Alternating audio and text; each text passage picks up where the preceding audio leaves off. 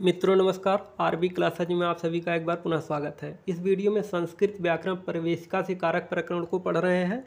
यह कारक प्रकरण का 18वां और अंतिम भाग है। इसमें देखते हैं सप्तमी विभक्ति। सप्तमी विभक्ति का पहला सूत्र है आधारोधिकरणम सप्तम्यधिकरणे च। आधारोधिकरणम सप्तम्यधिकरणे च। कर्ता और कर्म के द्वारा किसी भी क्रिया का आधार अधिकरण कहलाता है। कर्ता और कर्म के द्वारा किसी भी क्रिया का आधार अधिकरण कहलाता है। अधिकरण में सप्तमी विभक्ति होती है। आधार के भेद। आधार 3 प्रकार के होते हैं। प्रश्न बनता है कि आधार कितने प्रकार के होते हैं, तो ये उत्तर है आधार 3 प्रकार के होते हैं। पहला है औपश्लेषिक आधार, जिसके साथ आधेय का भौतिक संयोग हो उसे औपश्लेषिक आधार कहते हैं। जैसे कटे आस्ते, चटाई पर बैठता है। वैषयिक आधार, जिसके साथ आधेय का बौद्धिक संयोग हो उसे वैषयिक आधार कहते हैं। जैसे मोक्षे इच्छास्ति, मोक्ष की इच्छा करता है या मोक्ष के विषय में इच्छा है।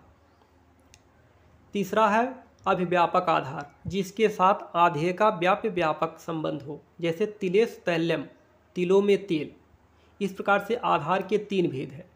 यदि इसको सामान्य रूप से समझना चाहें तो उसको समझ सकते हैं कि औपश्लेषिक आधार, वैषयिक आधार, अभिव्यापक आधार, ये 3 आधार हैं। औपश्लेषिक आधार माने इसमें सीधा है कि दोनों दिखे। जैसे कटे आस्ते, चटाई भी दिख रही है और बैठने वाला भी दिख रहा है, तो दोनों दिखे।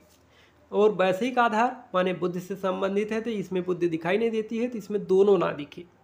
वैषयिक आधार दोनों ना दिखे, मोक्ष इच्छा, ना तो इच्छा दिख रही ना तो मोक्ष दिख रहा है। अभिव्यापक आधार माने एक दिखे एक ना दिखे। जैसे तिल तो दिख रहा है लेकिन तिल के अंदर तेल है वह नहीं दिख रहा है। आगे है कि दूर एवं अंतिक अर्थ वाले शब्दों में भी सप्तमी होती है। जैसे ग्रामस्य दूरे अंतिके वा, माने दूर और अंतिक शब्द में भी सप्तमी है।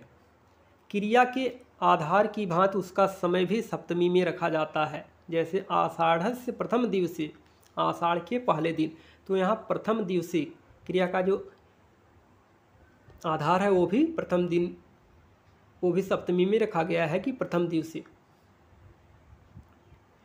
अगला सूत्र है अक्तस्येन्य विषयस्य कर्मणि उपसंख्यानम। ये वार्तिक है। अक्तस्येन्य विषयस्य कर्मणि उपसंख्यानम। अक्त प्रत्यांत शब्द में इन प्रत्यय लगकर बने हुए शब्द के योग में उसके कर्म में सप्तमी विभक्त होती है। जैसे अधीति व्याकरणे, अधीति व्याकरणे, व्याकरण को पढ़ा। यहाँ पर अधीत शब्द में इन प्रत्यय लगा है, इसलिए व्याकरण में सप्तमी विभक्त हो गई है। अगला सूत्र है साधु असाधु प्रयोगे चा। साधु साधु प्रयोगे चा वार्तिक है। साधु एवं असाधु शब्दों के प्रयोग में जिसके प्रति सज्जनता या असज्जनता प्रकट की जाती है उस शब्द में सप्तमी विभक्त होती है। जैसे कृष्ण मातरि साधु मातुले असाधु चा। कृष्ण माता के लिए अच्छे व मामा के लिए बुरे थे। कृष्ण माता के लिए अच्छे व मामा के लिए बुरे थे। तो यहाँ पर मातरि और मातुले, इसमें सप्तमी विभक्ति लगी है, अर्थात जिसके साथ साधु और असाधु शब्द का प्रयोग होता है उसमें सप्तमी विभक्ति होती है। अगला सूत्र है निमित्तात् कर्मयोगे चा। निमित्तात् कर्मयोगे चा, निमित्त अर्थात फल की प्राप्ति के लिए कोई कार्य किया जाए उस निमित्त की सप्तमी विभक्ति होती है। किंतु निमित्त अर्थ बताने वाले वाक्य में कर्म समाहित होना चाहिए। अर्थात उस वाक्य में यदि कर्म समाहित है तो जो निमित्त है उसमें सप्तमी विभक्त होगी। जैसे चर्मणि द्वीपिनम हंति, चमड़े के लिए बाघ को मारता है, तो यहाँ पर चर्मणि शब्द में सप्तमी विभक्ति है। दंतयोः हंति कुंजरम, दांतों के लिए हाथी को मारता है, दंतयोः में सप्तमी द्विवचन। केशेषु चमरीम हंति, बालों के लिए चमरी मृग को मारता है, केशेष में सप्तमी। सीम्न पुष्कलो हतः, अंडकोश के लिए कस्तूरी मृग को मारा गया, तो यहाँ सीम्न में सप्तमी विभक्ति है। अगला सूत्र है यतश्च निर्धारणम। यतश्च निर्धारणम, यदि किसी समूह या समुदाय से जब किसी प्राणी या वस्तु को अलग बतलाया जाए तो उस समूह या समुदाय में षष्ठी एवं सप्तमी विभक्त होती है। जैसे कविसु कवीनाम व कालिदासा श्रेष्ठा, कवियों में कालिदास श्रेष्ठ हैं। गोस गवाम व कृष्णा बहुक्षीरा, गायों में काली गाय बहुत दूध देने वाली होती है। गायों में काली गाय बहुत दूध देने वाली होती है। यहाँ पर गोस सप्तमी और गवाम षष्ठी विभक्ति है। छात्रेश छात्राणाम व मैत्रः पटुः, विद्यार्थियों में मैत्र तेज है। छात्रेश में सप्तमी और छात्राणाम में षष्ठी विभक्ति है। अगला सूत्र है सप्तमी पंचम्यो कारक मध्य।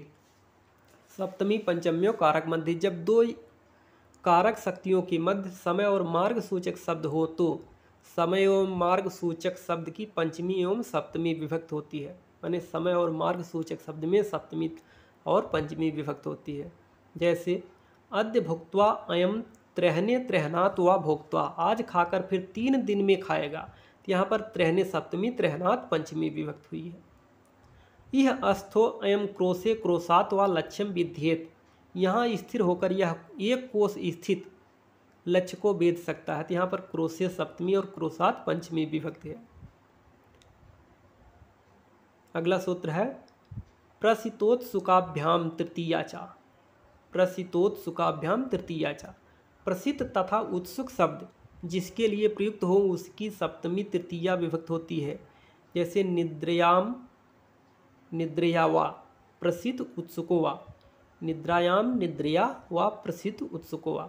तो नींद का इच्छुक, यहाँ पर निद्रायाम सप्तमी और निद्रया तृतीया विभक्ति है।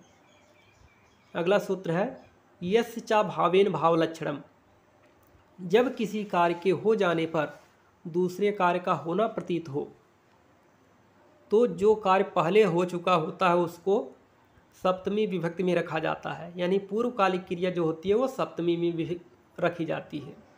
जैसे सूर्य अस्तम गति गोपा गृहम अगच्छन, सूर्य के अस्त हो जाने पर ग्वाले अपने घर चले गए। तो यहाँ पर सूर्य सप्तमी विभक्त। रामे वनम गते दशरथ प्राणान तत्याज, राम के वन चले जाने पर दशरथ जी ने प्राण त्याग दिया। रामे सप्तमी है। सुरेशे गायत सर्वे जहसु, सुरेश के गाने पर सब हंस पड़े। सुरेशे सप्तमी है।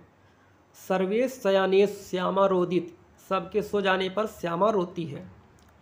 उक्त वाक्यों में सूर्य, रामे, सुरेशे, सर्वेश ये सभी सप्तमी विभक्ति है। इस प्रकार से सप्तमी विभक्त यहाँ पर समाप्त होती है और कारक प्रकरण का भी समापन होता है। यदि वीडियो पसंद आए तो वीडियो को लाइक करें, शेयर करें और चैनल को सब्सक्राइब करें। वीडियो देखने के लिए धन्यवाद।